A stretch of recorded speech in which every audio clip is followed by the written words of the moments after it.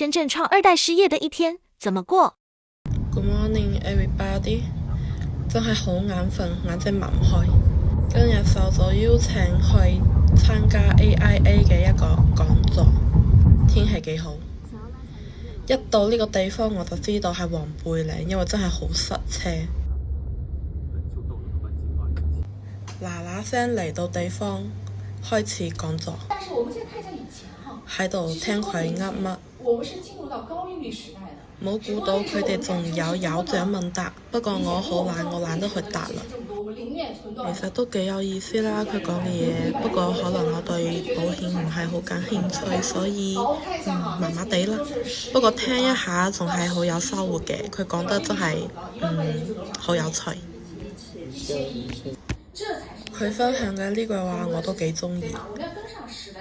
Oh my god，好後悔啊！有筆記簿可以攞，冇答覆。怪唔知得話請我嚟食飯啦，原來係加價啊！好食到想發癲，唔係唔好食，整污糟咗，最後整個美甲收工。